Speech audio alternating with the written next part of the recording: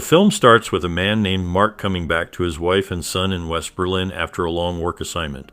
He is very happy to see his son and even laughs as he watches him play in the bathtub. However, Mark and his wife, Anna, are not doing well in their marriage as they both think they are unfaithful. Later, Mark meets with his bosses for a report on his work. They are pleased with how well he did during his assignment. Mark was working as a spy on a secret mission in East Berlin. Despite their praise, Mark wants to quit because the job is pulling him away from his family.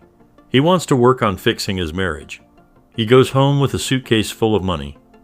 When Mark returns home, he discovers the apartment is empty. Anna and their son are gone.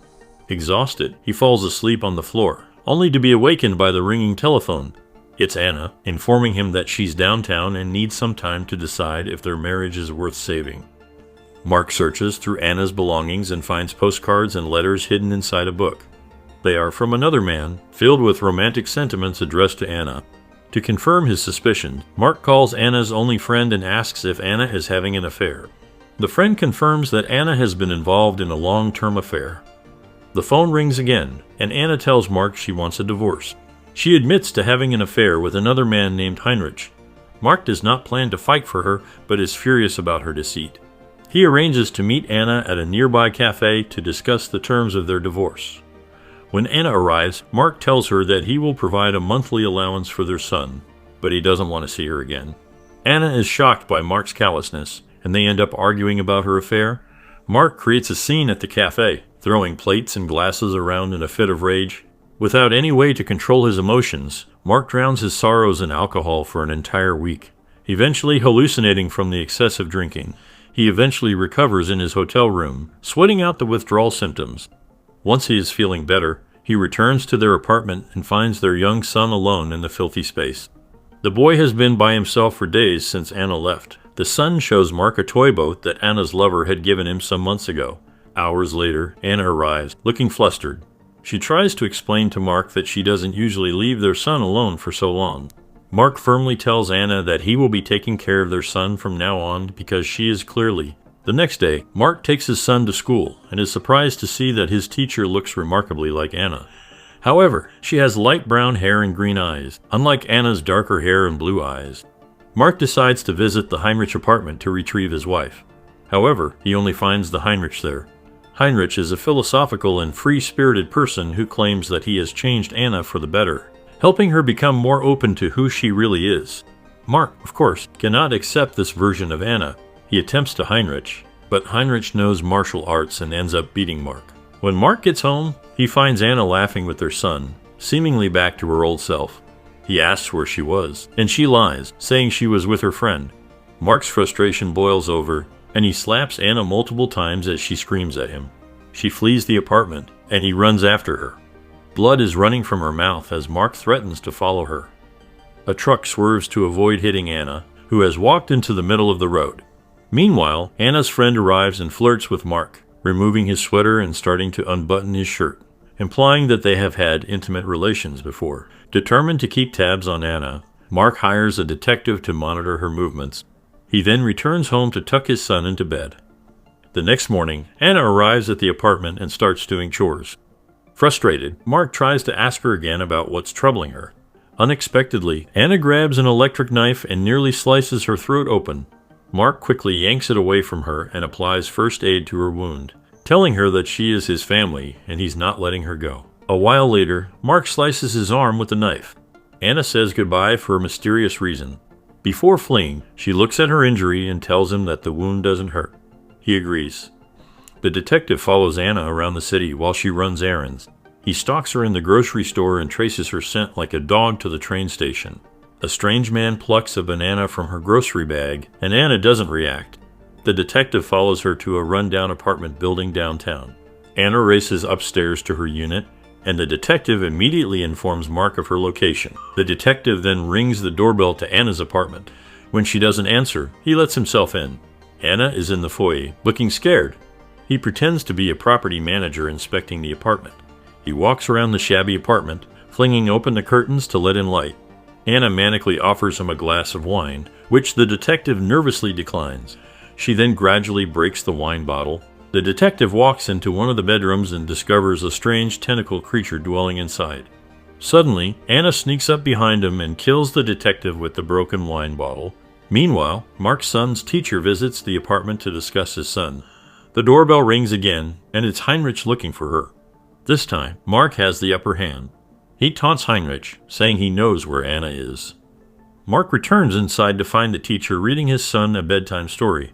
Later, she tells Mark a bedtime story as well, and they end up sleeping together. The following morning, the investigative agency owner informs Mark that the detective assigned to Anna's case disappeared last night. He asks Mark for Anna's apartment address.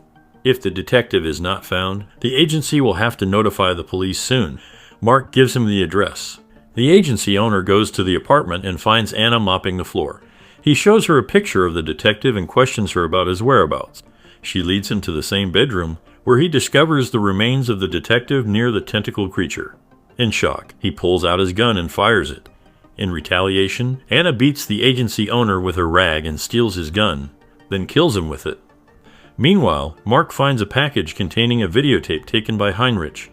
The tape shows Anna monologuing about good and evil.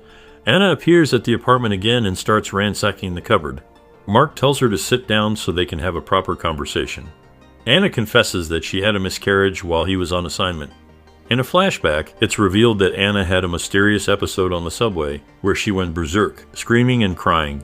Blood poured out of every orifice, and she realized the baby she was carrying was dead. Mark tells Heinrich the address of Anna's apartment, so Heinrich goes there to seduce Anna, who is dazed and twitchy.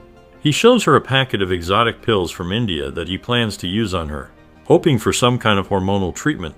In turn, Anna shows him the bedroom where she's keeping the tentacle creature, as well as the refrigerator where she's storing the dismembered body parts of her victims. Heinrich is shocked, and Anna stabs him with a knife. Injured, Heinrich flees the apartment with his wounds. Anna goes back to the bedroom and removes her clothes in front of the tentacle creature. Heinrich calls Mark in a panic. Mark tells him to wait for him in a bar. Meanwhile, Anna's friend arrives with groceries in hand. Mark heads to the apartment, but Anna and the creature are no longer there. He sees the dismembered body parts and his eyes widen in shock. He starts to twitch uncontrollably, screams, and flings open a window to breathe. When he calms down, he grabs the detective's gun from inside the refrigerator. He then goes to the bar where injured Heinrich is waiting. Heinrich wants to address Anna's mental illness, but Mark refuses to curb his madness. In the bar restroom, Mark hits Heinrich in the head with a ceramic toilet seat cover. He stages the scene to look as if Heinrich died of a drug overdose, placing his head inside the toilet bowl and slumping his body over it. Mark then heads back to the apartment and sets it on fire to eliminate all evidence that could lead the police to Anna. When he returns to his apartment, he is horrified to find his friend choking on her blood, having been seriously wounded by Anna. He quickly grabs her and sets her unconscious body on his bed. Anna is already inside the apartment. She gives Mark a bath, and the couple reaches a new understanding. They sleep together on the bathroom floor. Afterward, Mark makes plans for them to run away together, eager for a fresh start now that they have erased all evidence connecting them to their crimes. However, Anna is only concerned about keeping the creature with her. She confesses that she killed all those people because she believed they wanted to take the creature from her. The mysterious creature has taken root in her mind, body, and soul, and she sees it as a deity she is bound to worship. Heinrich's mother calls Mark and informs him that Anna's apartment has been blown to smithereens and their son's body was found in the bar. Later that night, Mark leaves his son under the care of the teacher. When he returns home, he is stunned to find Anna in bed, copulating with the tentacled monster. Overwhelmed by the sight, he leaves the apartment and heads to the house of Heinrich's mother. She has accepted her son's death, but doesn't want to live in a world without him. The old woman ingests poison and dies in front of Mark. The following day, Mark's former employer tries to persuade him to return to his old job, but he refuses. Mark goes to his friend's apartment, but the police are already there waiting for him. A shootout ensues, and Mark is injured. He escapes into a building and climbs up a stairwell.